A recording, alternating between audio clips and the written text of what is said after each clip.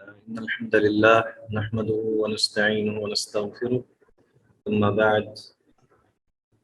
احباب گرامی، امید ہے آپ سب خیریت سے ہوں گے۔ اللہ تعالیٰ آپ کے علم و عمل میں برکت عطا فرمائے اور آپ کو دین کے اوپر صحیح طور پر کاربند رہنے اور اس پر ہمیشگی اور دوام بخشنے کی توفیق عطا فرمائے۔ میں امید رکھ سکتا ہوں کہ آپ کو آواز آ رہی ہوگی انشاءاللہ عزیز۔ کیا یہ درست بات ہے؟ اسلام صاحب، آپ کو آواز آ رہی ہے؟ جی سر، آواز آ رہی ہے۔ چلے، جزاکم اللہ خیر۔ گزشتہ ہم نے جو پڑھا تھا اور اللہ تعالیٰ کی توفیق سے جو سمجھنے کی کوشش کی ہے، اس حوالے سے کوئی سوال تو نہیں ہے آپ کے ذہن میں؟ جب تک ہمارے باقی ساتھی جوائن نہیں کرتے، 1-2 منٹ کے اندر اگر ہم پچھلا جو سبق ہے اس کو ریوائز کر لیں یا اس کے اندر اگر کوئی سوال ہے تو اس پہ بات کر لیں۔ کیا یہ آپ کو کسی چیز کی ضرورت تو نہیں ہے؟ کوئی سوال وغیرہ تو نہیں آپ کے ذہن میں؟ چلے، اللہ تعالیٰ ہم سب کے لیے آسانیاں فرمائے۔ جی سر، ایک سوال ہے۔ جی اسلام بھائی، وہ لاسٹ لیکچر کے اندر آپ نے جو ہے وہ آپ کی آواز بہت سلو آ رہی ہے۔ نماز ایک مرتبہ دہرا دیں کہ وہ کیا ہیں، اور نماز کے اوقات سے متعلق ایک سوال کسی بہن نے کیا تھا کہ ایک نماز کا وقت داخل ہونے کے بعد جو ہے وہ یعنی ایک نماز کا وقت جو ہے وہ مکمل ہو گیا، تو جیسے ہی اس کا وقت ختم ہو گیا تو دوسری نماز کا وقت شروع ہو جائے گا یا نہیں؟ اس کا بھی جی، اس پہ ہم نے بات کی تھی۔ ایک تو یہ ہے کہ کچھ اوقات ایسے ہیں جیسے فجر کی نماز کے بعد کا وقت ہے، یعنی جب فجر کی نماز کا وقت ختم ہوتا ہے تو اس کے بعد ظہر کا فوری طور پر شروع نہیں ہوتا، بلکہ اس پہ وقت لگتا ہے۔ اسی طرح عشاء کی نماز کے حوالے سے ایک قول یہی ہے کہ عشاء کا وقت جو ہے وہ فجر تک ہے، یعنی فجر کی اذان تک سمجھ لیں کہ صبح کاذب تک ہے۔ لیکن یہ بات جو ہے یا یہ قول جو ہے یہ راجح نہیں ہے، مرجوح ہے۔ تو روایات کے مطابق اس کا وقت جو ہے وہ وہی ہے کہ نصف اللیل تک ہی عشاء کا وقت ہے۔ دوسری جو 3 نمازیں باقی رہ جاتی ہیں، جو ہم ظہر، عصر اور مغرب کی نماز کا ہمیں جو اندازہ ہے وہ یہی ہے کہ جو ہمارا وقت ظہر کا ہے، ظہر کا وقت جب بھی ختم ہوتا ہے تو اسی وقت عصر کا شروع ہو جاتا ہے، اور اسی طرح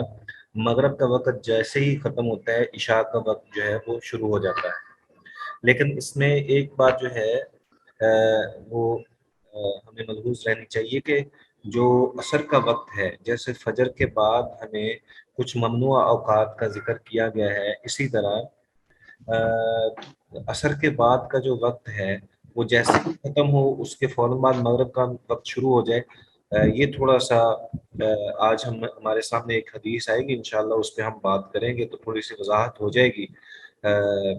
احناف تو اس کو مکروہ وقت کہتے ہیں جو آخری وقت میں نماز ادا کی جاتی ہے،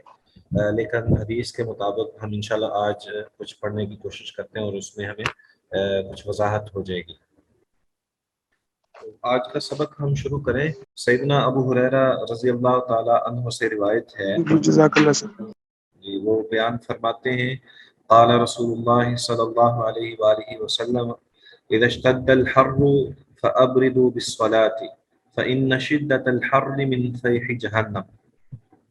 سیدنا ابو ہریرہ رضی اللہ تعالی عنہ بیان کرتے ہیں کہ رسول اللہ صلی اللہ علیہ وآلہ وسلم نے ارشاد فرمایا، جب گرمی کی شدت ہو تو ٹھنڈے وقت میں نماز پڑھو۔ اذا اشتد الحر فابردوا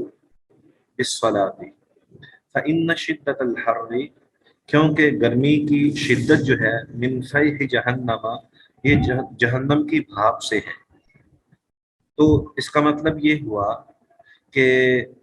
جو واضح طور پر اس حدیث سے پہلی فرصت میں ہمیں جو چیز سمجھ آتی ہے وہ یہ ہے کہ ہمیں فوری طور پر یہ بات سمجھ آتی ہے کہ ظہر کی نماز کو ٹھنڈا کر کے پڑھنا چاہیے۔ تو ابردو کا مطلب یہی ہے کہ اس کو ٹھنڈا کیا جائے، یعنی جو شدت گرمی ہے، گرمی کی جو شدت ہے اس سے انسان کو راحت مل جائے۔ اس کی 2-3 وجوہات بیان کی جاتی ہیں۔ سب سے پہلی بات تو یہ ہے کہ یہ روایت ان علاقوں کے لیے ہے جن میں شدت گرمی ہو، اور جہاں پہ گرمی نہیں ہے وہاں اس ماحول میں اور اس علاقے میں اس روایت کے اوپر عمل کرنا یہ فرض اس لیے نہیں ہے کیونکہ اول وقت میں نماز پڑھنا جو ہے وہ زیادہ مفید ہے اور افضل ہے۔ دوسری بات یہ ہے کہ ٹھنڈا کرنے سے مطلب یہ بھی ہے کہ انسان کو اطمینان حاصل ہو۔ جب انسان شدت میں اور موسم کی شدت کے اندر اور پریشانی کے اندر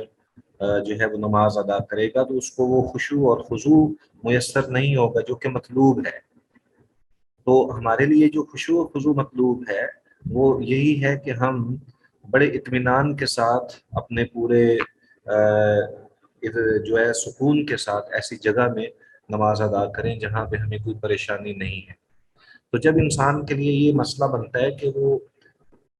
شدت گرمی کی شدت جو ہے وہ محسوس ہوتی ہے تو اس حالت میں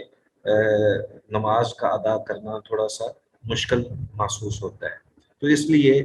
اس روایت سے ہمیں یہ سمجھ آتی ہے کہ ہمیں اطمینان بھی نصیب ہونا چاہیے نماز کی ادائیگی کے لیے۔ ایک اور چیز جو ہے وہ اس حدیث میں یہ ثابت ہوتی ہے کہ گرمی کی جو شدت ہے یہ جہنم کی بھاپ سے ہے۔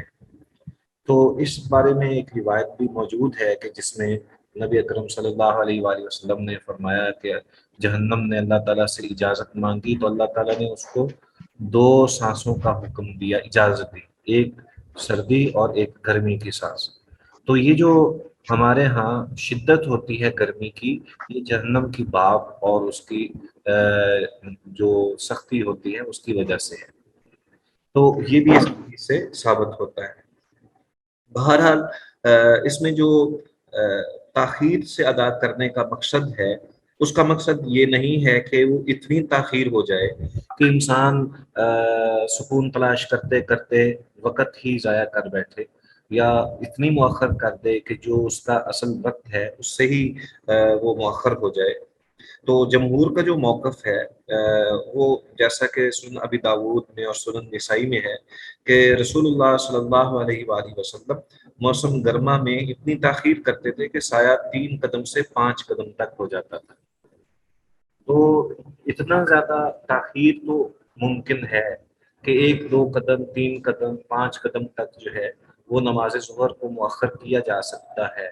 لیکن اس کا مطلب یہ نہیں ہے کہ اس کو اتنا زیادہ مؤخر کر دیا جائے کہ عصر کا وقت جو ہے وہ بھی شروع ہو جائے۔ تو اس کے لیے یہ ضروری ہے۔ اسی طرح اس حوالے سے یہ بھی چیز مطلوب ہے کہ جو مختلف علماء ہیں، جو ائمہ کرام اور محدثین وغیرہ جنہوں نے اس حوالے سے جو اس پر عمل پیرا ہوتے تھے، ان کا موقف بھی یہی ہے کہ اس کو اتنا زیادہ مؤخر نہیں کیا جا سکتا، بے شک وہ گرمی کی شدت جو ہے وہ باقی رہے یا نہ رہے، یہ تو صرف اس لیے ہے کہ تھوڑی سی انسان کے لیے راحت میسر ہو جائے اور پھر اس کے بعد جو ہے وہ اپنی نماز ادا کرنی شروع کر دے۔ تو یہ اصل میں مطلوب ہے جو چیز وہ یہی ہے کہ انسان کو نماز جو ہے وہ راحت کے ساتھ ادا کرنی چاہیے اور اس میں کسی قسم کی پریشانی نہ ہو۔ تو یہاں پہ جو فیح جہنم ہے، آگ کی تمازت و حرارت، اور اس کا مطلب یہ ہے کہ جلسا دینے والی لو ہے، یہ اس سے بچنا بھی مقصود ہے۔ تو اللہ تبارک و تعالیٰ نے یہ انسانوں کے لیے راحت والا معاملہ کیا ہے، اور جس طرح عام معاملات کے اندر بھی آپ دیکھیں گے کہ اسلام نے سہولت اور آسانی کو مقدم رکھا ہے۔ نبی اکرم صلی اللہ علیہ وآلہ وسلم سے جو روایت آتی ہے کہ آپ صلی اللہ علیہ وسلم سے سیدہ عائشہ رضی اللہ تعالی عنہا بیان فرمایا کرتی تھیں کہ نبی صلی اللہ علیہ وسلم نے جب بھی کسی چیز کو اختیار کرنے کا ان کو موقع دیا جاتا تو وہ سب سے زیادہ وہ چیز پسند فرماتے جو آسان ہوتی اور سہولت والی ہوتی۔ تو اس لیے جو نبی اکرم صلی اللہ علیہ وآلہ وسلم نے اور شریعت نے ہمیں جس چیز کا حکم دیا ہے وہ یہی ہے کہ نماز کے اندر جو خشوع خضوع ہے وہ بھی مطلوب ہے، کیونکہ صرف نماز کی ادائیگی کرنا فوری طور پر اور جلدی اس لیے پڑھنا کہ ہم فوری طور پر اس کو ادا کر دیں تاکہ ایک فریضے سے ہماری جان چھوٹ جائے، یہ مطلوب نہیں ہے، بلکہ اس میں مکمل انسان کا جو وجود ہے وہ اللہ تبارک و تعالیٰ کی بندگی کے لیے تیار ہے۔ اسی بات یہ بھی ہے کہ اس نے نبی اکرم صلی اللہ علیہ وآلہ وسلم نے ہمیں جس بات کی طرف اشارہ فرمایا اس کی حکمت بھی بیان فرمائی کہ ٹھنڈا کر کے اس لیے پڑھنا ہے کیونکہ شدت ہوتی ہے، گرمی کی تمازت اور سختی ہوتی ہے، تو اس وجہ سے تو معلم کے لیے یہ تعلیم دینا اور اس کی حکمت جو ہے اس کا اظہار و بیان کر دینا، یہ بھی ایک مطلوب چیز ہوتی ہے، اور اس کا فائدہ جو ہے حکمت کا اگر پتہ چل جائے تو انسان کو فہم کے لیے یہ مفید ہوتا ہے، اور اس کے لیے اس پر عمل کرنا بھی زیادہ آسان ہو جاتا ہے۔ اسی طرح یہ جو روایت ہے اس حوالے سے بھی ہمارے سامنے ہونی چاہیے کہ اس کے اندر اللہ تبارک و تعالیٰ نے جس کی طرف ہمارے لیے راحت کا سامان کیا ہے، تو اس مقصد کو بھی حاصل کیا جائے۔ یہ نہیں ہے کہ ہم جو ہے وہ نماز کی ادائیگی کریں اور جلدی کریں اور فوری کریں، اور اس میں ظاہر بات ہے کہ ہم نے سنتیں بھی ادا کرنی ہیں، اور بعض اوقات مسجد میں نماز کا انتظار بھی کرنا پڑتا ہے، تو یہ سارا سلسلہ جو ہے وہ نماز کے اندر ہی ہے، تو اس میں اطمینان کا ہونا یہ بھی ضروری ہے، اطمینان قلب کا ہونا یہ بھی ضروری ہے۔ اللہ تعالیٰ ہمیں اس میں توفیق عطا فرمائے کہ ہم خشوع خضوع کے ساتھ نماز ادا کر سکیں۔ اس کے بعد والی حدیث ہے سیدنا رافع بن خدیج رضی اللہ تعالی عنہ سے روایت ہے، وہ بیان کرتے ہیں کہ قال رسول اللہ صلی اللہ علیہ وآلہ وسلم اصبحوا بالصبح، نبی اکرم صلی اللہ علیہ وآلہ وسلم سے سیدنا رافع بن خدیج رضی اللہ تعالی عنہ بیان فرماتے ہیں کہ اصبحوا بالصبح فإنه اعظم لأجورکم، آپ صلی اللہ علیہ وسلم نے فرمایا کہ صبح کو روشن کرو، اور ایسا کرنا تمہارے لیے اجر کے اضافے کا باعث ہے، یعنی فَإِنَّهُ أَعْظَمُ بِأُجُورِكُمْ، صبح کو واضح کر دینا، روشن کر دینا، اور نماز فجر کو ایسی صورتحال میں پڑھنا کہ بالکل فجر جو ہے وہ واضح ہو جائے، یہ تمہارے لیے اجر عظیم کا باعث ہے، یعنی اجر کو بڑھا دینے کی بات ہے، تو اس لیے اس کا اہتمام کرنا بھی ضروری ہے۔ اس میں ایک دوسری روایت کے اندر ایک اور الفاظ ہیں جس میں اسفروا بالفجر کا بھی لفظ ہے، جس کا مقصد بھی یہی ہے کہ نماز فجر اس وقت پڑھی جائے جب صبح خوب روشن اور واضح ہو جائے۔ تو یہاں پر ایک چیز جو ہے وہ سامنے آتی ہے، ایک ہے صبح کاذب اور ایک ہے صبح صادق۔ اس کے بعد والی حدیث بھی اس حوالے سے ہوگی جس میں یہ وضاحت ہوگی، لیکن یہاں پہ صبح صادق اور صبح کاذب کا تھوڑا سا فرق جو ہے وہ بھی ملحوظ رکھنا چاہیے۔ ایک روایت کے اندر تو نبی اکرم صلی اللہ علیہ وسلم کی جو روایت ہم پہلے پڑھ چکے ہیں اس میں یہ ذکر ہے کہ نبی اکرم صلی اللہ علیہ وآلہ وسلم نے اندھیرے میں نماز پڑھی، اور دوسری روایات میں بھی ایسا مذکور تھا، اور کچھ میں ایسا ہے کہ آپ صلی اللہ علیہ وسلم نے نماز فجر جو ہے وہ تھوڑی سی صبح کر کے ادا کی، تو یہ دونوں روایات موجود ہیں۔ تو اس سے یہ ثابت ہوتا ہے کہ ان دونوں روایات کے اندر جو تطبیق کا امکان ہے وہ یہی ہے کہ حافظ ابن قیم اور علامہ طحاوی نے جس چیز کی طرف اشارہ کیا ہے، اور امام احمد اور امام شافعی وغیرہ نے بھی اسفار کے مفہوم کو بیان کیا ہے کہ فجر واضح ہونے میں کوئی شک نہ رہے، کہ فجر بالکل واضح ہو جائے اور اس پر یقین ہو کہ اب فجر ہو گئی ہے۔ ایسا نہیں ہے کہ آپ اندھیرے میں نماز شروع کر دیں اور آپ کو تیقن نہ ہو کہ ابھی فجر جو ہے وہ ہے یا نہیں ہے، لیکن آپ جلدی نماز ادا کر کے اس سے فرصت حاصل کرنا چاہتے ہوں، تو ایسا ضروری نہیں ہے، بلکہ اس کو واضح کر دینا مطلوب ہے۔ ایک اور حدیث میں جیسا کہ جو گزشتہ ہم نے پڑھی تھی اس میں یہی تھا کہ نبی اکرم صلی اللہ علیہ وآلہ وسلم فجر کی نماز میں 60 آیات سے 100 آیات کی تلاوت فرمایا کرتے تھے، تو جس سے یہ ثابت ہوتا ہے کہ نبی اکرم صلی اللہ علیہ وآلہ وسلم نماز جب شروع کرتے تو وہ اندھیرے والی کیفیت ہوتی، اگرچہ وہ صبح صادق ہوتا، لیکن وہ اندھیرے کی ہی کیفیت ہوتی، اور جب نماز ختم ہوتی تو وہ اس وقت روشن ہو جاتا، صبح دن جو ہے وہ روشن ہو جاتا۔ تو اس حوالے سے یہ بات زیادہ قرین قیاس ہے کہ نبی اکرم صلی اللہ علیہ وآلہ وسلم اندھیرے میں شروع کرتے، اور جب صبح روشن ہو جاتی تو اس میں اختتام ہو جاتا۔ ایک اس میں اس حدیث کی بنا پر احناف نے اس بات کو اس حدیث کے اوپر جو ہے وہ اعتماد کرتے اور اس پر مدار رکھتے ہوئے انہوں نے انشاءاللہ آگے جو حدیث آ رہی ہے اس میں صبح صادق اور صبح کاذب کا تذکرہ موجود ہے، اور اس میں تھوڑی سی وضاحت بھی ہو جائے گی، اس میں انشاءاللہ العزیز یہ بات ثابت ہو جائے گی۔ یہاں پہ جو میں ذکر کر رہا تھا احناف کے حوالے سے، کہ انہوں نے اس روایت کے اوپر مدار رکھتے ہوئے استدلال کیا ہے کہ فجر کی نماز جو ہے وہ زیادہ افضل یہی ہے کہ صبح روشن ہو جائے پھر ہم اس کو شروع کریں۔ تو لیکن رسول اللہ صلی اللہ علیہ وآلہ وسلم، خلفائے راشدین، جمہور صحابہ، تابعین اور محدثین وغیرہ وہ تاریکی میں نماز شروع کرنے کے اوپر ہی اس کا ان کا جو عمل مبارک تھا وہ یہی تھا، جیسا کہ سنن ابی داود کے اندر سیدنا عبداللہ بن مسعود رضی اللہ تعالیٰ عنہ سے روایت ہے کہ نبی اکرم صلی اللہ علیہ وآلہ وسلم نے ایک بار نماز فجر تاریکی میں پڑھی، اور ایک بار جو ہے وہ صبح یعنی تھوڑی سی صبح روشن ہوگی اس وقت پڑھی، اور بعد ازاں نبی اکرم صلی اللہ علیہ وسلم وفات تک ہمیشہ جو ہے وہ اندھیرے کے اندر ہی نماز پڑھتے رہے۔ تو اس سے یہ ثابت ہوتا ہے کہ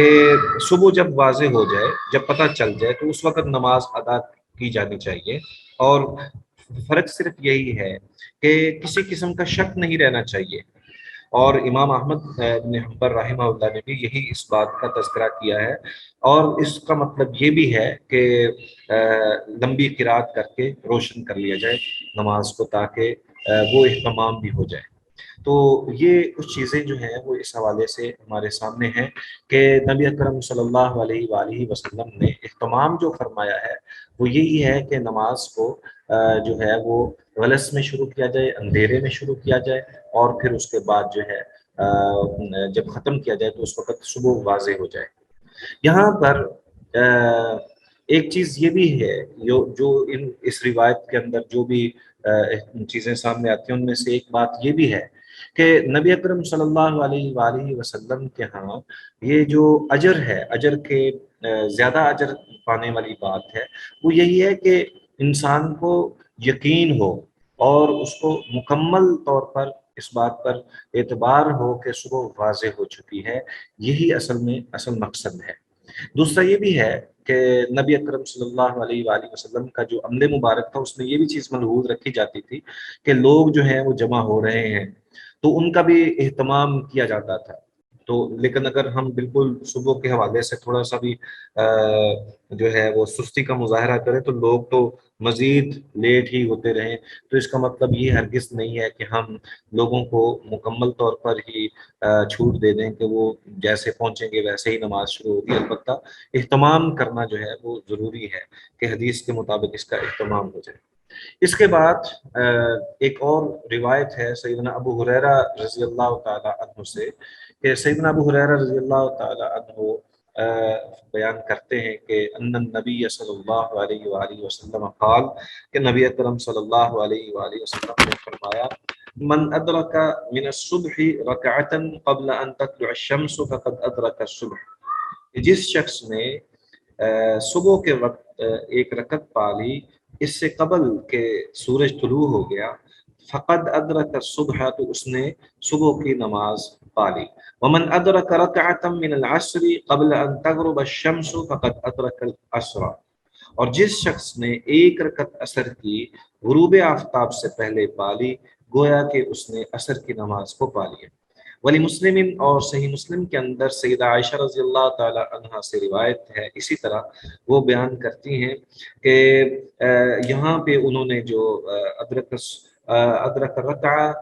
رکعتن کا جہاں پہ ذکر ہے وہاں پہ انہوں نے سجدتن کا ذکر رکھا ہے کہ سجدتن بدل رکعتن، ثم قال والسجدۃ انما هي الرکعہ۔ تو راوی یہ بیان کرتی ہیں رضی اللہ تعالی عنہا کہ سجدے سے مراد یہ ایک رکعت ہی ہے کہ جس شخص نے ایک رکعت پالی، اس نے گویا کہ نماز پالی۔ اس کا مطلب یہ ہوا کہ بہت ساری ایسی چیزیں ہیں جو اس پر جن کا اس حدیث کے اندر جو ہے وہ اہتمام اور خیال رکھا جاتا ہے۔ اس میں یہ بھی ہے کہ کوئی شخص جو ہے جب وہ تھوڑا سا لیٹ ہو جاتا ہے تو وہ انتظار کرے کہ اب جو ہے وہ وقت نہیں ہے، اس کا خیال رکھتے ہوئے وہ نماز ہی ترک کر دے اور اس کا اصل وقت جو ہے وہ جاتا رہے، تو اس کو یہ نہیں کرنا چاہیے، بلکہ اگر اس کے پاس چند منٹس باقی ہیں وہ نماز شروع کر دے۔ ایک رکعت اگر اس نے پا لی تو گویا کہ اس نے پوری نماز پا لی۔ دوسری بات یہ ہے کہ یہاں سجدہ اور رکعت سے مراد پوری رکعت ہے، اس میں پورا قیام بھی ہے، اس میں رکوع بھی ہیں، اس میں سجدے تک کی ساری جتنی بھی کیفیات ہیں نماز کی اور رکعت کی، وہ ساری کی ساری اس میں شامل ہیں۔ یہ نہیں ہے کہ نماز شروع کر دی اور ساتھ ہی غروب آفتاب ہو گیا تو یا پھر طلوع فجر ہو گئی تو اس وقت ہی وہ مکمل ہو جائے گی۔ ایک اور چیز یہ ہے کہ یہاں پہ طلوع فجر اور غروب آفتاب سے مراد کیا ہے، یعنی طلوع فجر سے پہلے ایک رکعت کا پانا، اس کا مطلب کیا ہوا؟ اس کا مطلب یہ ہے کہ جب سورج نکلنا شروع ہو جائے اور اس کا ایک کنارہ ظاہر ہو جائے تو سمجھ لیں کہ یہ طلوع آفتاب کا وقت ہو گیا، جبکہ اس کے برعکس جب سورج معمولی سا بھی غروب ہونا شروع ہو جائے تو اس وقت اس کا مطلب یہ ہے کہ غروب آفتاب شروع ہو گیا ہے، اب یہ ممنوع وقت ہے، اور اس وقت میں اس کی نماز کا جو وقت تھا اصل وہ ضائع ہو گیا ہے۔ تو اس کا مطلب یہ بھی ہے کہ کچھ لوگ جو یہ سمجھیں کہ سورج جب تک مکمل غروب نہیں ہوتا اس وقت تک ہم نماز کا ممنوع وقت ہے، یا یوں کہہ لیں کہ اس کا اثر کا وقت جو ہے وہ باقی ہے، تو یہ بات درست نہیں۔ اسی طرح اگر فجر جو ہے وہ معمولی سا اس نے سورج طلوع ہو گیا تو آپ یہ سمجھ لیں کہ ابھی کون سا مکمل طلوع ہے، تو اس کا مطلب یہ ہے کہ آپ نماز ادا کریں، نہیں۔ یہاں پہ بھی اہتمام یہ کرنا چاہیے کہ اس موقع پر اس کی نماز نہیں ہوتی، بلکہ اس کو پہلے نماز ادا کرنی چاہیے۔ یہ وہ اوقات ہیں جو کہ آخری وقت ہے، اور آخری وقت میں بھی آخری وقت ہے۔ ایک تو جیسے میں نے حدیث جبریل پچھلی دفعہ آپ سے ذکر کی تھی، اور اس میں ان باتوں کا ذکر کیا تھا کہ اول وقت اور آخر وقت میں جبریل نے نماز پڑھائی ہے، تو اس کا مطلب یہ تھا کہ اول وقت جو ہے اس کا اہتمام جو ہے وہ کیا جائے، اور آخر وقت کا مطلب یہ تھا کہ اس وقت تک امت کے لیے رحمت ہے، آسانی ہے اور آسائش ہے کہ وہ اگر کسی وجہ سے لیٹ ہو رہی ہے تو کوئی شخص لیٹ ہو رہا ہے تو اس کے لیے کوئی مشقت والی بات نہ رہے۔ یہ ہرگز نہیں ہے کہ انسان جو ہے وہ انتظار کرتا رہے، اچھا بھی وقت ہے تو پھر اس کا جو ہے وہ آخر وقت میں جا کے نماز ادا کرے، تو یہ بات درست نہیں ہے۔ اسی طرح اس میں کچھ چیزیں جو ہیں وہ ہمارے سامنے آتی ہیں کہ رکعت سے مراد وہ مکمل رکعت ہے، اور یہی راجح قول ہے۔ اس کا مطلب یہ نہیں ہے کہ ابتدا میں جب کچھ یعنی حصہ اگر ہم نے پڑھ لیا تو اس کا مطلب یہ ہے کہ پوری رکعت ہی ہم نے پڑھ لی، تو یہ بات درست نہیں ہے۔ اسی طرح اس میں ایک اور حکم یہ سامنے آ جاتا ہے کہ بعض بچے جو ہیں وہ نابالغ تھے اور ابھی وقت ختم نہیں ہوا ایک نماز کا، تو انہوں نے وہ بالغ ہو گئے تو ان کے اوپر نماز جو وہ فرض ہو جاتی ہے، یہ تھوڑا سا وضاحت۔ اسی طرح وہ خاتون جس کے اوپر نماز فرض نہیں تھی، تو جیسے ہی وہ وقت جو ہے وہ شروع ہوا تو اس کے اوپر نماز فرض ہو گئی، یا بالکل آخری وقت میں فجر کا آخری وقت تھا، آخری پہلو تھا، تو نماز جو ہے وہ اس کے اوپر لازم ہو گئی، تو اس نے نماز اس کے اوپر فرض ہوگی، اس نے ادا کرنی۔ اسی طرح اس کے برعکس بھی ہے کہ اگر اس کے اوپر جیسے روزہ ہے کہ جیسے ہی پتہ چلے کہ عورت بیمار ہو رہی ہے اسی وقت روزہ ختم ہو جاتا ہے، تو اسی طرح نماز کا بھی اہتمام ہے کہ جیسے ہی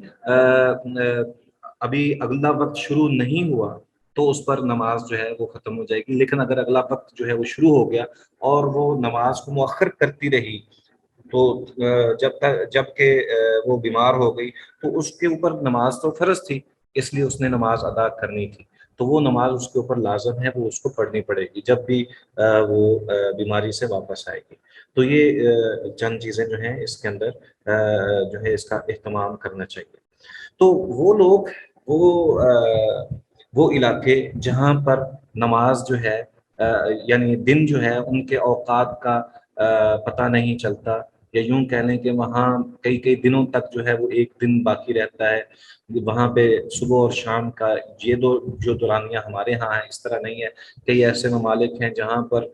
کئی کئی مہینوں تک سورج رہتا ہے اور کئی کئی مہینوں تک رات کا سما رہتا ہے. تو ایسے علاقوں کے اندر نماز کا جو اہتمام کرنا ہے وہ وقت کی مناسبت سے کرنا ہے کہ جیسے وقت ہوگا ویسے ہی اس کا نماز کا اہتمام کیا جائے گا. وہاں پہ سورج کا طلوع ہونا اور غروب ہونا اس کا اہتمام نہیں کیا جائے گا.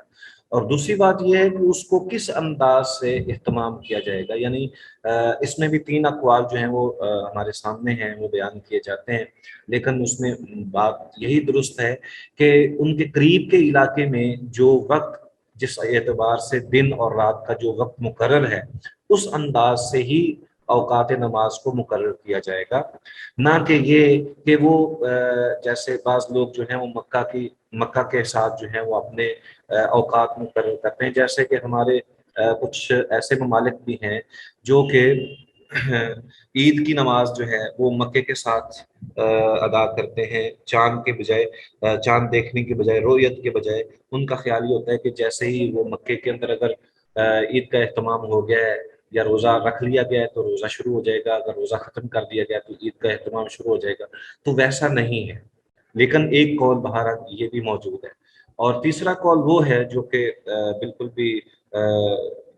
صحیح نہیں لگتا اور وہ بیان کیا جاتا ہے کہ 12 گھنٹے کا اہتمام کیا جائے گا کہ 12 گھنٹے کی رات اور 12 گھنٹے کا دن. یہ کہیں بھی نہیں ہوتا. یہ چند دنوں کے لیے پورے سال کے اندر چند دنوں کے لیے ہوتا ہے اور اس کے بعد جو ہے وہ تفاوت ہمیشہ رہا ہے. دن کا وقت جو ہے وہ کبھی زیادہ اور کبھی کم ہوتا رہتا ہے اور اسی طرح رات بھی بڑھتی ہے اور گھٹتی رہتی ہے. اور اس کا ذکر چونکہ قرآن مجید میں ہے کہ اللہ تبارک و تعالیٰ دن اور رات کو جو ہے وہ کمی بیشی اس میں ہوتی رہتی ہے. تو اس لیے اس کو فکس کر دینا 12 گھنٹے کے لیے یہ مناسب نہیں. تو یہ تھوڑا سا اس حوالے سے اہتمام کیا جائے گا.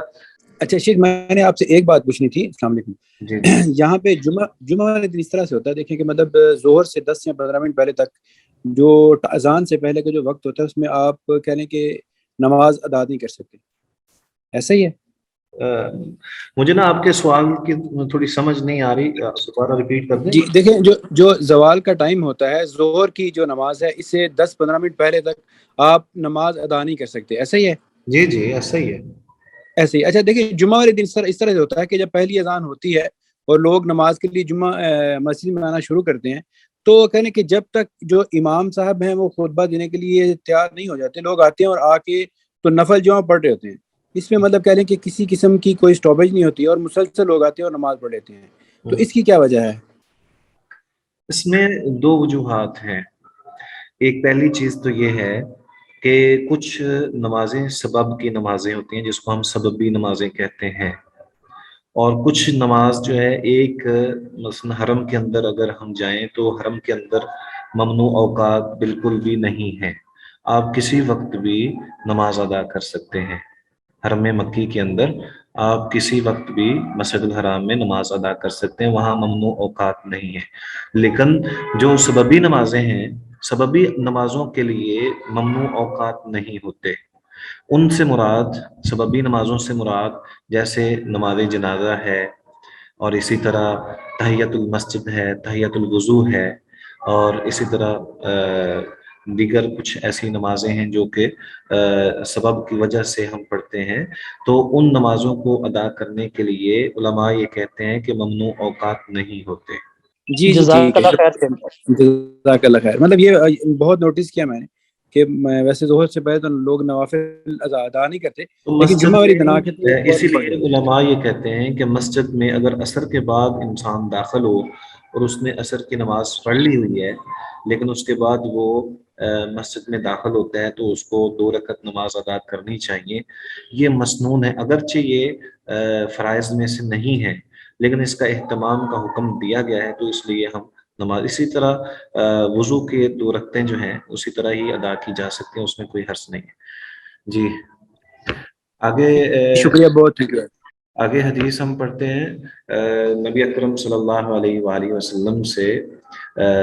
سیدنا ابو برزہ الاسلمی رضی اللہ تعالی عنہ بیان کرتے ہیں کہ نبی اکرم صلی اللہ علیہ وآلہ وسلم کان رسول اللہ صلی اللہ علیہ وآلہ وسلم یصلی العصر ثم يرجع احدنا الى رحله في اقصى المدینہ والشمس حیۃ، کہ نبی اکرم صلی اللہ علیہ وآلہ وسلم نماز عصر پڑھاتے، پھر ہم میں سے ایک آدمی اپنے گھر لوٹتا جو مدینہ کے آخری کنارے پر ہوتا، ٹھیک ہے، والشمس حیۃ، اور ابھی سورج جو ہے وہ بالکل واضح ہوتا، صاف اور روشن اور زندہ ہوتا. وکان یستحب ان یؤخر من العشاء، لیکن نبی اکرم صلی اللہ علیہ وآلہ وسلم عشاء کی نماز مؤخر کر کے پڑھنا پسند فرماتے. وکان یکرہ النوم قبلها، اور نبی اکرم صلی اللہ علیہ وآلہ وسلم عشاء سے پہلے سونے کو ناپسند فرماتے. والحدیث بعدها، اور عشاء کے بعد باتیں کرنے کو، یعنی جو ہم عام روٹین میں بلا وجہ باتیں کرتے ہیں ان سے ہمیں منع فرمایا. وکان، ناپسند کرتے وہ. وکان ینفتل من صلاة الغداة حین یعرف الرجل جلیسہ، اور نبی اکرم صلی اللہ علیہ وآلہ وسلم نماز فجر سے ایسے وقت میں فارغ ہوتے جب کہ نمازی اپنے ساتھ والے شخص کو پہچان لیتے، ٹھیک ہے. وکان یقرأ بالستین الی المئۃ، آپ عمومی طور پر نبی اکرم صلی اللہ علیہ وآلہ وسلم 60 سے 100 آیات تلاوت فرمایا کرتے تھے. متفق علیہ، اس کو صحیحین نے ذکر کیا ہے اپنی صحیح میں، امام بخاری اور امام مسلم نے اپنی کتابوں میں اس کا ذکر فرمایا ہے. وعندہما، اور صحیحین میں ہی ہے، من حدیث جابر رضی اللہ تعالی عنہ سے حدیث ہے کہ والعشاء احیانا یقدمها، اور آپ نماز عشاء کبھی جلدی بھی پڑھ لیتے، واحیانا یؤخرها، اور کبھی اس کو مؤخر کر دیتے. اذا رآهم اجتمعوا عجل، جب آپ صلی اللہ علیہ وسلم دیکھتے کہ لوگ جمع ہو گئے ہیں تو اس کو مقدم کر، یعنی جلدی کر لیتے. واذا رآهم ابطأوا اخرا، جب دیکھتے کہ لوگ جو ہیں وہ تھوڑے سے ڈیلے ہیں اور تاخیر سے آ رہے ہیں تو آپ نماز کو بھی مؤخر کر دیتے. والصبح کان النبی صلی اللہ علیہ وسلم یصلیہما بغلس، البتہ صبح کی نماز آپ صلی اللہ علیہ وسلم اندھیرے میں ہی پڑھتے. اسی طرح ولی مسلم، صحیح مسلم میں حدیث ابی موسیٰ رضی اللہ تعالی عنہ سے ہے، فاقام الفجر حین انشق الفجر، کہ آپ صلی اللہ علیہ وسلم صبح کی نماز صبح صادق طلوع ہوتے ہی شروع فرما دی. حین انشق الفجر، یہاں تک کہ حین انشق الفجر، جب کہ فجر شروع ہوئی. والناس لا یکاد یعرف بعضهم بعضا، یہ اس وجہ سے یہاں تک کہ صحابہ ایک دوسرے کو پہچان نہیں سکتے تھے. تو یہ حدیث جو ہے اس کے اندر کچھ تفصیلات بھی مزید آ گئی ہیں جو پچھلی حدیث کی جو ہے وہ مزید اس میں کچھ اضافہ موجود ہے. اور اس میں ایک یہ ہے کہ پہلے تو نبی اکرم صلی اللہ علیہ وآلہ وسلم سے سیدنا ابی برزہ رضی اللہ تعالی عنہ جو بیان کرتے ہیں کہ صلی العصر ثم یرجع احدنا الی رحلہ فی اقصی المدینہ والشمس حیۃ، یعنی عصر کا جو وقت ہے اس وقت نماز ادا کرتے اور پھر ہم مدینہ کے آخری کونے میں جاتے تو پھر بھی سورج جو ہے وہ بلند ہوتا. تو ہم اس سے پہلے تو یہ سمجھیں گے کہ وہ مدینہ کتنا بڑا تھا، کہ جس کے بارے میں ہمیں یہ بات سمجھنے کی ضرورت محسوس ہوتی ہے کہ وہ آخری کونے پہ جب جاتے تو پھر بھی عصر کا وقت باقی رہتا ہے. تو سب سے پہلی بات تو یہ ہے کہ مدینہ جو ہے وہ مختلف اوقات میں بڑھتا رہا ہے. ابتدائی اسلام میں تو ان کے یہاں کی جو آبادی تھی وہ تقریباً 2000 سے 3000 کے درمیان تھی. جب نبی اکرم صلی اللہ علیہ وآلہ وسلم مہاجرین سمیت یہاں تشریف لائے ہیں تو ان میں یہود و نصارہ اور دیگر تمام کو ملا کر جو وہاں کی آبادی بنتی ہے وہ 3000 کے قریب بنتی ہے. اور پھر اس دور میں اتنے بڑے بڑے گھر نہیں ہوا کرتے تھے کہ بہت بڑے صحن ہوں اور اس طرح ہوں، لیکن آپ کو پتہ ہے کہ قریب قریب ہی مختلف گڑیاں موجود تھیں جہاں جیسے ہم ڈیرے کہتے ہیں جن کو، کہ وہاں پہ مختلف قبائل جو ہیں وہ آباد تھے. تو اس سلسلے میں آج بھی اگر ہم دیکھیں تو اس وقت جو مسجد نبوی کا حدود اربع ہے وہ اس دور میں وہ ساری کی ساری وہ جو آج مسجد کی جگہ ہے وہ اس دور میں مدینہ ہوا کرتا تھا، لیکن اس سے باہر نکل کے بھی کچھ لوگ آباد تھے جو کہ اپنے اپنے علاقوں میں، یعنی اپنے اپنے گھڑیوں میں اور جو ان کے ڈیرے وغیرہ ہوتے ہیں وہاں پہ وہ موجود تھے۔ آپ کو پتہ ہے کہ مسجد غمامہ کی طرف یا عمر بن خطاب یا حضرت علی کے سے منسوب جو مساجد ہیں ان کی طرف اگر ہم جائیں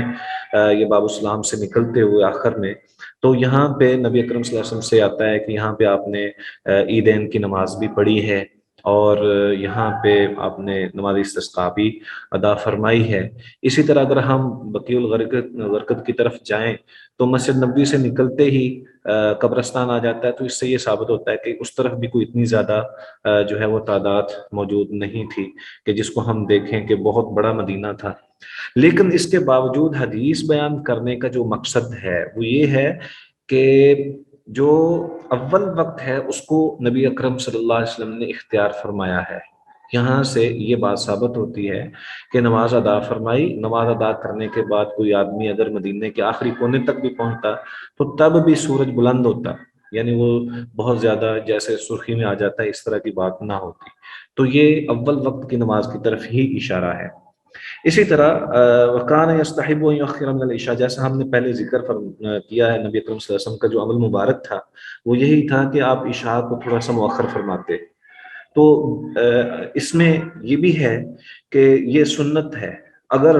مساجد کے اندر جو ہے وہ تھوڑا سا نماز کو مؤخر کر دیا جائے اور سب لوگ جو ہیں وہ اس کا اہتمام بھی کر سکیں تو اس میں کوئی حرج نہیں ہے۔ لیکن اگر تمام لوگ یعنی اجتماعیت والی نماز جو ہے، ہماری مساجد کی نماز جو ہے وہ مؤخر کرنے سے نمازیوں کے لیے مشکلات کا باعث بنے تو پھر اس کو اول وقت میں یعنی ابتدا میں ہی نماز ادا کرنا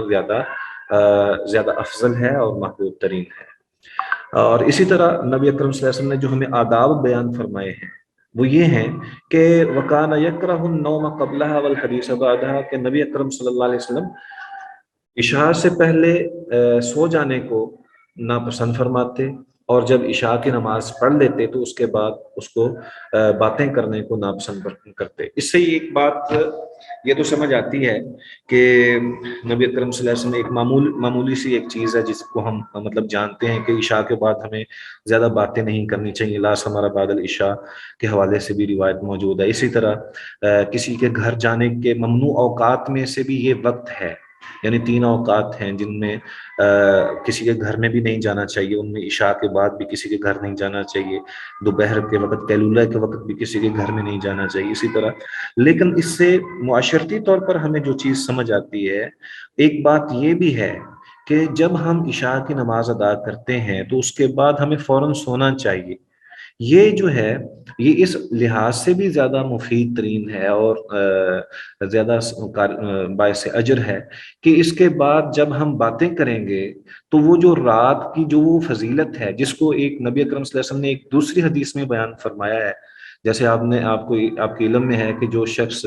عشاء کی نماز با جماعت پڑھتا ہے، باوضو ہو کے سوتا ہے، ذکر اذکار کر کے سوتا ہے، تو وہ ساری رات اس کا جو ہے وہ اسی حالت میں جو ہے وہ اجر والا بن جاتا ہے۔ اسی طرح اگر وہ تہجد پڑھنے کی نیت سے یا قیام کر کے یعنی ابتدا میں قیام کر لیتا ہے اور پھر سوتا ہے تو پھر ساری رات جو ہے وہ قیام کے اندر اس کا لکھا جاتا ہے۔ تو یہ بھی ایک بات ملحوظ رکھنی چاہیے کہ ہمارا آخری عمل جو ہے وہ ایسا ہونا چاہیے جو کہ اللہ تعالیٰ کو پسندیدہ عمل ہے، اور وہ نماز ہے۔ تو نماز اس بنا پر بھی ہمیں آخر میں پڑھنی چاہیے، یعنی یا یوں کہہ لیں کہ نماز پڑھ کے ہمیں فوراً سو جانا چاہیے تاکہ ہمارے لیے وہ اجر جو ہیں جو کہ نماز پڑھنے کے فوراً بعد رات کو سوتے ہوئے بھی ہمیں اس کا اجر ملتا رہے، اس کا بھی ہمیں جو ہے وہ فائدہ حاصل کرتے رہنا چاہیے۔ تو یہ اس بات کا بھی اہتمام ضروری ہے۔ اسی طرح نبی اکرم صلی اللہ علیہ وآلہ وسلم نے یہ بھی ہمیں جو ہے وہ ہدایت جاری فرمائی ہے، یعنی صحابہ نے ہم سے اس حوالے سے یہ بھی بیان کیا ہے کہ وَكَانَ يَنْفَتِلُ مِنْ صَلَاةِ الْغَدَاةِ حِينَ يَعْرِفُ الرَّجُلُ جَلِيسَهُ، کہ نماز فجر سے ایسے وقت میں فارغ ہوتے جبکہ نمازی اپنے ساتھ والے شخص کو پہچان لیتا. اس دور میں اس طرح تو نہیں ہوتا تھا جیسے آج ہمارے مساجد جو ہیں وہ روشن ہیں، یا اس وقت اگرچہ دیے جلائے جاتے تھے لیکن وہ اتنے اہتمام کے ساتھ اس کی اتنی اہمیت نہیں ہوتی تھی. تو اس سے یہ بھی ثابت ہوتا ہے کہ نماز جب شروع کرنی ہے تو وہ تھوڑا سے اندھیرے میں شروع کرنی ہے، اور وہ اتنی لمبی ہونی ہے کہ وہ 60 آیات سے 100 آیات تلاوت کی جانی ہے، اور پھر اس کے بعد جو ہے نماز جب ختم ہونی ہے تو پھر ایک دوسرے کی پہچان بھی ہو جاتی تھی. اس سے یہ ثابت ہوتا ہے. ایک دوسری حدیث میں جیسا کہ سیدہ عائشہ رضی اللہ تعالی عنہا کی روایت ہے، اس کے اندر انہوں نے فرمایا کہ ہم جب نکلتی تھی، نماز پڑھ کے نکلتی تھی تو ہم لپٹی ہوئی ہوتی تھی تو ہمیں کوئی پہچان نہیں پاتا تھا. اس سے بھی یہ ثابت ہوتا ہے کہ فجر کی نماز جو ہے اس کو مؤخر نہیں کرنا چاہیے، اس کو لیٹ نہیں کرنا چاہیے. جب طلوع فجر ہو جائے تو اس کے بعد فوری طور پر اٹھ جانا چاہیے اور نماز کے لیے اہتمام شروع کر دینا چاہیے، اور یہ اول وقت میں ہی اس کی ادائیگی ضروری ہے. کچھ ہمارے جو ہیں وہ احباب جو ہیں وہ اس کو تھوڑا سا مؤخر کر دیتے ہیں، نتیجتاً یہ ہوتا ہے کہ وہ نماز ہی چھوٹی پڑھنی شروع کر دیتے ہیں. یعنی وہ تلاوت جو نبی اکرم صلی اللہ علیہ وسلم نے 60 آیات سے 100 آیات کی تلاوت فرمائی ہے نماز میں، جب نماز پڑھنے میں تاخیر کریں گے ایک تو وہ نماز ہی چھوٹی ہو جائے گی، اور دوسرا سنت کے مطابق اول وقت نہیں رہے گا. تو یہ بات بھی ملحوظ رہنی چاہیے. اس میں انفرادی نماز کے حوالے سے بھی ہمیں سمجھ لینا چاہیے کہ اس سے یہ بھی ثابت ہوتا ہے. آپ یہ پوری اوقات نماز دیکھیں اور باقی بھی نماز کا جب آگے چیپٹر آئے گا اس میں بھی یہ دیکھیں کہ انفرادی نماز کسی وجہ سے تو ہو سکتی ہے، بغیر وجہ کے فجر کی نماز میں سوتے رہنا اور پھر اس کے بعد اٹھ کے جا کے نماز ادا کرنا، یہ بھی جو ہے وہ بات درست نہیں ہے. تو اس حدیث سے یہ بات بھی ہمیں سمجھ آتی ہے. یہ کوئی چیز باقی ہے تو کوئی سوال ہے تو پوچھ لیں. اب ہم لغوی تشریح کی طرف چلتے ہیں. السلام علیکم جی کوئی سوال ہے؟ سر، جو آپ نے کسی کے گھر جانے کے ممنوعات بتائے ان میں ایک تو اللہ کا ٹائم ہے اور دوسرا عشاء کا، تیسرا کون سا؟ آپ کی آواز پراپر مجھے نا تھوڑی سی لاؤڈ کر لیں پلیز، مجھے سنائی نہیں دے رہی. کیا کہہ رہی ہیں؟ سر میں کہہ رہی ہوں کہ آپ نے کسی کے گھر جانے کے ممنوع اوقات بتائے ہیں، 3 ہیں. جی، ایک کلولا کے ٹائم، دوسرا عشاء کے ٹائم، اور تیسرا کون سا ہے؟ فجر کے وقت. وہ بھی آرام کا وقت ہے نا. یعنی کوئی انسان جو ہے وہ ایسے اوقات میں کسی کے گھر نہ جائے کہ وہ آرام کرنے کے وقت میں ہو یا آرام کی حالت میں ہو. تو اس کی وہ حدیث موجود ہے، انشاءاللہ وہ وقت آئے گا تو پھر انشاءاللہ اس پہ بھی ہم بات کریں گے. ٹھیک ہے جی. اس کی لغوی جی سر کبھی کبھی ایسے ہوتا ہے کہ عشاء اگر بہت لیٹ ہو کچھ ممالک میں تو ہم لوگ ایسے کر سکتے ہیں کہ اس کو مطلب اذان ہونے سے 5-10 منٹ پہلے پڑھ لیں اس کو کہ چلیں وقت تقریباً ہو گیا. اور کیونکہ کبھی کبھی ایسے بھی ہے جیسے غیر مسلم ممالک میں اذان پہ پابندی لگی ہوئی ہے اور ایپس صحیح طرح بتاتی نہیں ہے ٹائم عشاء کا اور فجر کا، تو پھر اس میں ہم لوگ اپنے اندازے سے بھی پڑھ سکتے ہیں کہ یا پھر یہ کہ مطلب کچھ منٹ پہلے ہو گیا کچھ منٹ بعد میں ہو گیا. جی بالکل. یہ جو احکام بیان کیے گئے ہیں یہ دراصل اسلامی معاشرے کے احکام ہیں. اس میں اگر کوئی ایسے معاشرے میں انسان رہ رہا ہے جہاں پہ نمازوں کا یا اذان کا اس انداز سے اہتمام نہیں کیا جاتا کہ اس کو بر وقت جو ہے وہ پڑھا جائے، یا بعض اوقات ایسا بھی ہوتا ہے جیسے خواتین کے لیے کہ وہ انتظار کرتی ہیں کہ اذان ہو تو پھر ہی ہم نماز ادا کریں گی، لیکن اس میں یہ ان کے لیے امکانیہ موجود ہے اور یہ جواز موجود ہے کہ جب وقت ہو جائے اس کے بعد وہ نماز ادا کر سکتے ہیں، اس میں کوئی حرج نہیں ہے، اور وہ ان کے لیے افضل وقت ہی ہے. ان کے لیے افضل وقت ہی ہے. جیسے اب ہم نے تو وقفہ مقرر کیا نا نماز اور اذان کے درمیان، لیکن دور نبوی میں یہ وقفہ جو ہے یہ نہیں ہوا کرتا تھا. اذان جو ہے وہ اول وقت میں ہو جاتی تھی اور پھر اس کے بعد نبی اکرم صلی اللہ علیہ وآلہ وسلم جو ہیں وہ جب تشریف لاتے تو جماعت ہو جاتی، اور آپ جب اگر پہنچ بھی جاتے مسجد میں تو انتظار کرتے کہ نمازی آ جائیں اور پھر ہم نماز ادا کریں. تو اس بات کا اہتمام رہا ہے. لیکن اذان مؤخر کرنے کا اس وقت ہی بعض مواقع میں ذکر ملتا ہے جہاں پہ بعض اوقات سفر میں ہوتے، نبی اکرم صلی اللہ علیہ وسلم سفر میں ہوتے یا کسی مجبوری میں ہوتے، جیسے جنگوں کے حالات تھے تو اس موقع ان مواقع میں نبی اکرم صلی اللہ علیہ وسلم نے اذانوں کو مؤخر کیا ہے، اور اذانوں کو بھی مؤخر کیا ہے، نمازوں کو بھی مؤخر کیا ہے۔ اس کے علاوہ جو اسلامی شریعت کے لیے جتنے بھی ہمارے سامنے احادیث اور جو چیزیں ملتی ہیں نماز کے اوقات کے حوالے سے، اس میں یہی ہے کہ اذان جو ہے وہ اول وقت میں ہو جایا کرتی تھی، اور پھر جب لوگ اکٹھے ہوتے تھے جماعت ہوتی تھی۔ تو لیکن آج یہ صورتحال نہیں ہے، آج ہم نے وقت کو مقرر کر لیا ہے، اور وقت جب مقرر کر لیا جاتا ہے تو اس میں اہتمام یہ ہوتا ہے کہ جی سارے اسی وقت میں ادا کر لیں۔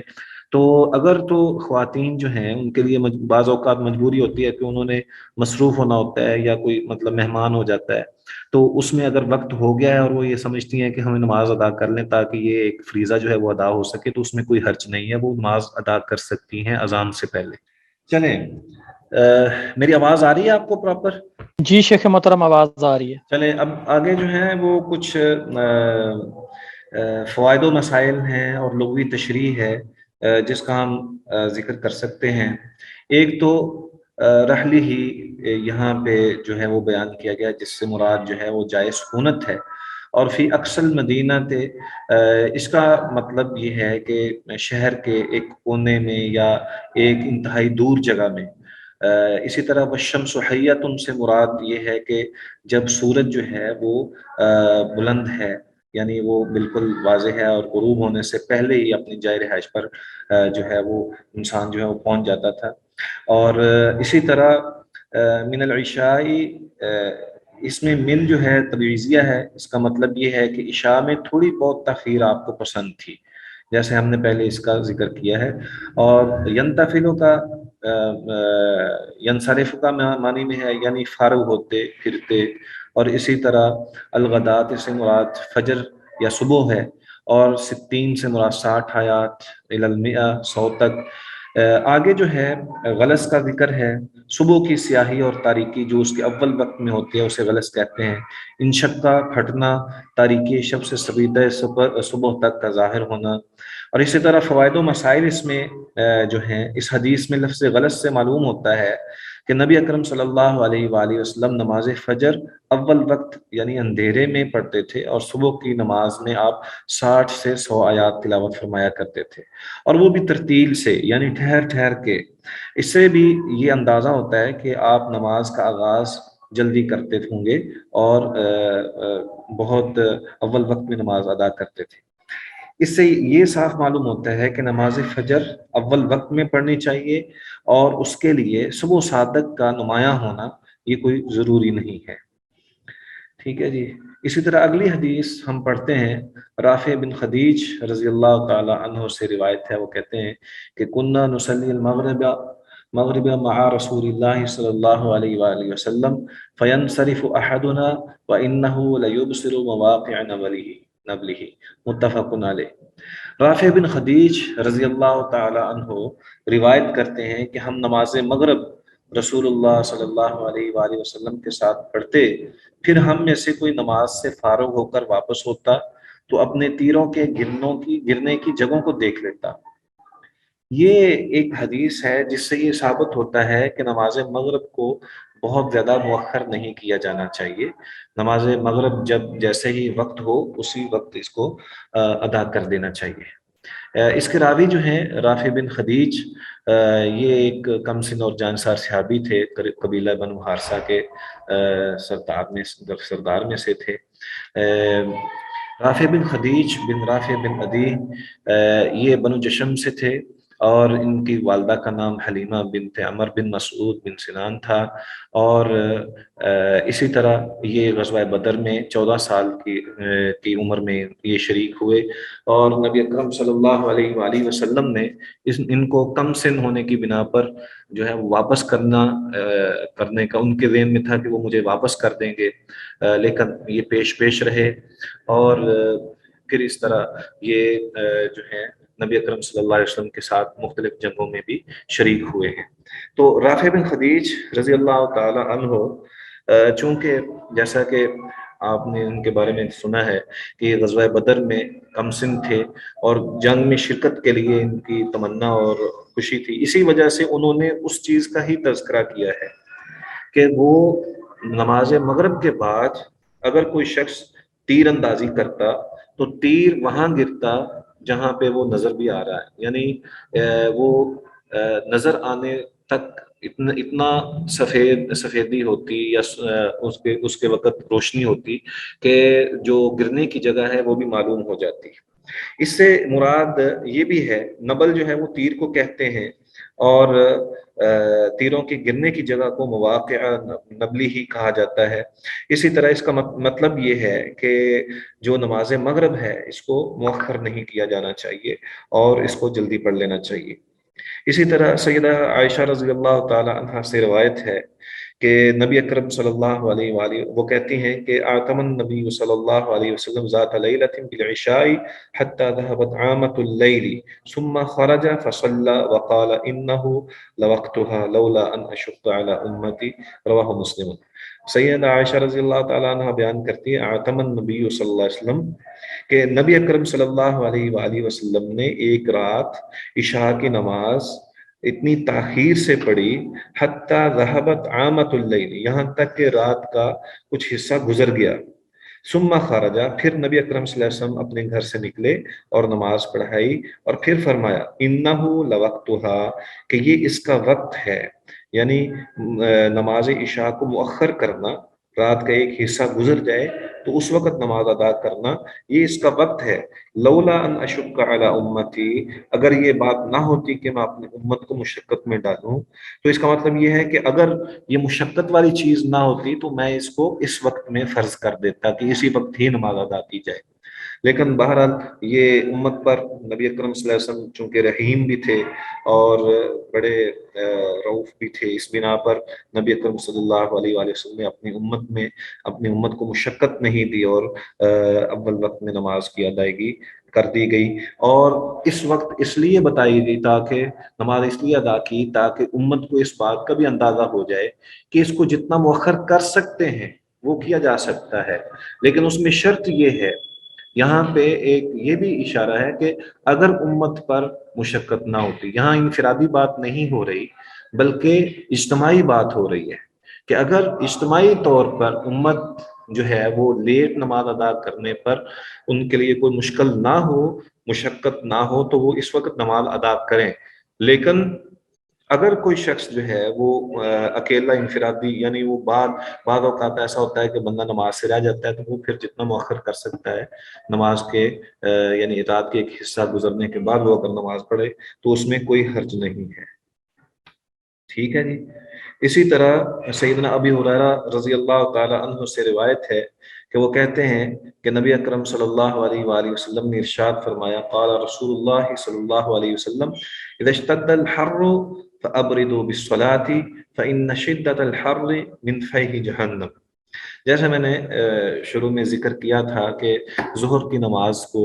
احناف جو ہیں وہ مؤخر کرتے ہیں، اور ان کے نزدیک یہ روایت ہے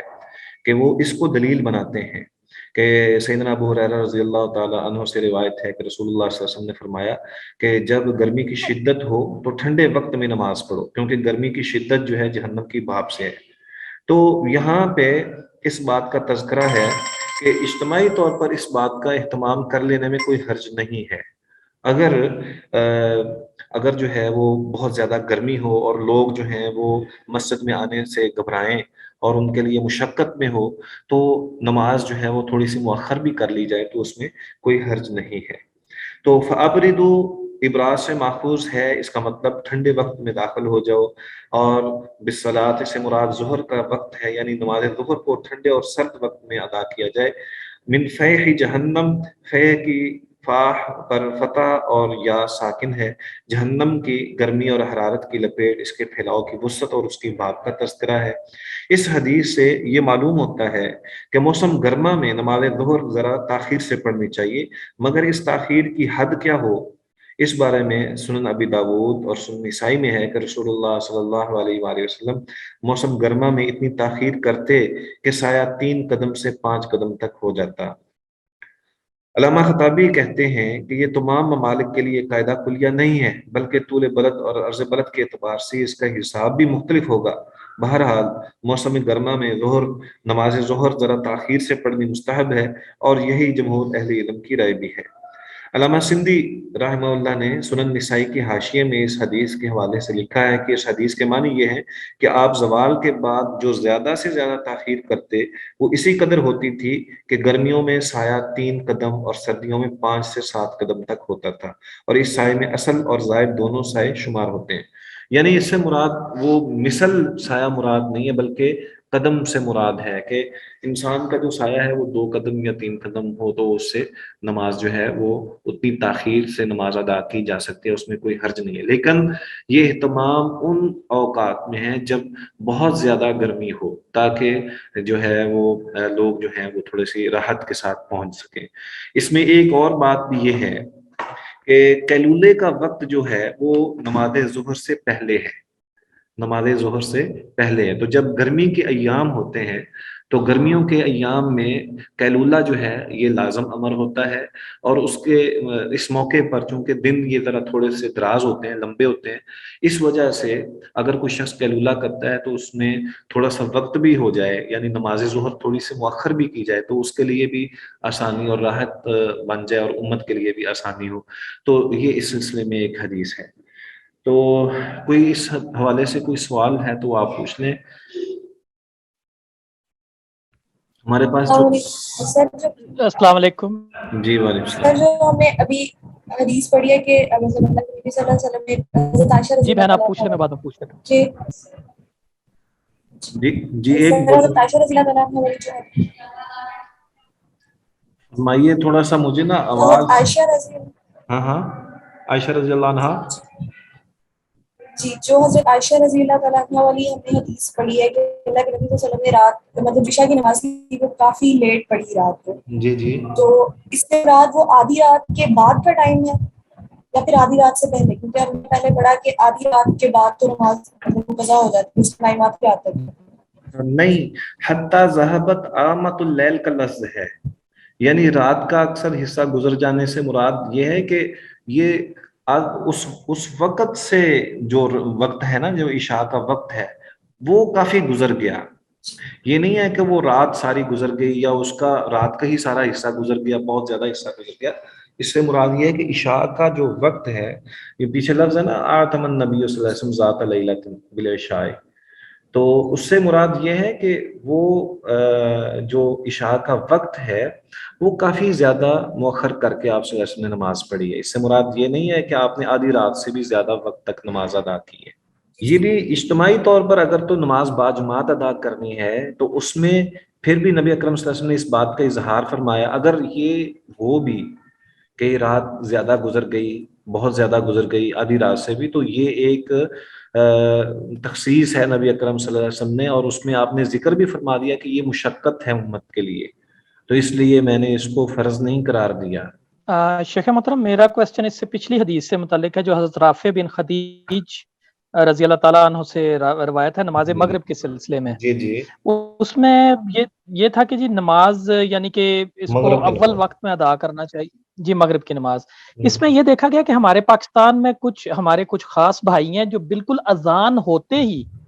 یعنی کہ اگر اذان ہوئی، اذان ختم ہوئی اور ودن میرا خیال سے 1 منٹ میں جماعت کھڑی ہو جاتی ہے۔ اور جبکہ ایک حدیث یہ بھی ہے کہ اکثر صحابہ جو تھے وہ اس سے پہلے تحیت المسجد کے علاوہ 2 سنتیں بھی پڑھتے تھے مغرب کی نماز سے پہلے، اور حتیٰ کہ جب لوگ جاتے تھے تو وہ یہ سمجھتے تھے کہ شاید مغرب کی نماز کی بعد کی سنتیں ادا کی جا رہی ہیں۔ تو میرا پوچھنا یہ ہے کہ اذان کے بعد کتنا ٹائم ہونا چاہیے، 10 منٹ کا یا 7 منٹ کا اقامت کا؟ دیکھیں اس میں لوگوں کے حوائج کو ملحوظ خاطر رکھنا چاہیے۔ پہلی بات تو یہ ہے کہ مغرب کے بعد مغرب کی اذان سے لے کر اس کی نماز تک کا جو وقت ہے وہ محدود ہے، وہ بہت زیادہ نہیں ہے، اور اس میں نبی اکرم صلی اللہ علیہ وسلم جو روایات ہمیں سامنے آتی ہیں وہ ایک تو یہ ہیں کہ نبی صلی اللہ علیہ وسلم اتنا انتظار کرتے کہ ایک آدمی جو ہے وہ اپنی حاجت پوری کر لیتا اور پھر وہ یعنی وضو کرنا ہے وضو کر لیتا، قضاء حاجت سے فارغ ہو کے وہ مسجد میں جماعت کے ساتھ مل جاتا، اور دوسرا یہ بھی ہے کہ نبی اکرم صلی اللہ علیہ وسلم سے، جس کی طرف آپ نے اشارہ کیا ہے، کہ نبی اکرم صلی اللہ علیہ وآلہ وسلم نے باقاعدہ طور پر یہ حکم دیا ہے کہ اذان کے بعد، مغرب کی اذان کے بعد نماز سے درمیان جو ہے، نماز سے پہلے جو ہے وہ 2 رکعت نماز ادا کی جائیں۔ تو یہ اس بات کی باقاعدہ طور پر نبی صلی اللہ علیہ وسلم نے فضیلت بھی بیان کیا اور اہتمام بھی کیا اور حکم بھی دیا۔ تو اس چیز کو بھی سامنے رکھنا چاہیے، اس چیز کو بھی سامنے رکھنا چاہیے۔ لیکن ہم وقت کو معین کرتے ہیں، تحدید کرتے ہیں، یہ ہماری اپنی ضرورت کے مطابق ہے۔ ہاں جی، آپ کے جو بات ہے اس کا میں نے جواب دینے کی کوشش کی ہے۔ کیا اس میں آپ کو وضاحت مل گئی ہے یا کچھ مزید اس کی ضرورت ہے؟ جی شیخ محترم ٹھیک ہے، یعنی کہ مین چیز یہ ہے کہ ایٹ لیسٹ ہمیں 2 رکعت نماز نفل تو ادا کرنی چاہیے۔ جی بالکل، یہ تو مسنون ہے نا ان اوقات میں۔ اول وقت کا مطلب یہ نہیں ہے کہ آپ اذان کے فوراً بعد ہی نماز ادا کریں، جیسے باقی جتنی بھی نمازیں ہم ادا کرتے ہیں ان میں بھی ہم وقفہ تو رکھتے ہیں نا۔ اذان کے بعد وقفہ ہوتا ہے باقاعدہ، وہ 15 منٹ ہو 20 منٹ ہو، تو ہر ایک کا اپنا اپنا طریقہ ہے۔ تو اس میں کچھ اس وجہ سے جو ہے وہ وقت رکھا جاتا ہے تاکہ جس نے وضو کرنا ہے، نماز کی تیاری کرنی ہے، چل کر مسجد میں پہنچنا ہے، نماز میں شامل ہونا ہے، وہ سارا یہ کام کر سکے اور اس کے لیے کوئی دقت اور پریشانی اور مشقت نہ ہو اور وہ آسانی کے ساتھ پہنچ سکے۔ تو اسی لیے اسی طرح نماز مغرب کے بعد اتنا وقت تو ہے ہی کہ جس میں جو ہے وہ تھوڑا بہت یہ اہتمام کیا جاتا ہے کہ 2 رکعت نماز ادا کی جائیں اور وضو کرنے والا وضو کر لے اور دیگر چیزیں۔ آپ اگر حرمین میں دیکھیں تو اس میں آپ کو یہ اندازہ ہوگا کہ مغرب کی نماز کے فوراً بعد عشاء، یعنی حرم مکی میں تو فوراً ہی نماز شروع کر دی جاتی ہے، اور جو حرم مدنی ہے اس میں بعض 7 اوقات، سے 8 منٹ ہوتے ہیں شیخ صاحب، جی حرم مدنی میں بعض سر دونوں اوقات میں جو 7 سے 8 منٹ کا ٹائم ہوتا ہے۔ میں عرض کر لوں، آپ اس میں تھوڑا سا آپ 7 سے سمجھ 8 لیجیے، منٹ آپ تھوڑا سا جی شیخ صاحب۔ تھوڑا سا ویٹ کر لیں، میں آپ کو بتاتا ہوں، آپ کو شاید زیادہ پتا ہوگا، لیکن مجھے جو اندازہ ہے اس میں یہ ہے کہ 10 منٹ سے 15 منٹ تک حرم مدنی کے اندر انتظار کیا جاتا ہے نماز مغرب کے بعد، جبکہ حرم مکی کے اندر بعض اوقات جب بالکل رش ہوتا ہے، حج کے ایام ہوتے ہیں یا رمضان کے کچھ خاص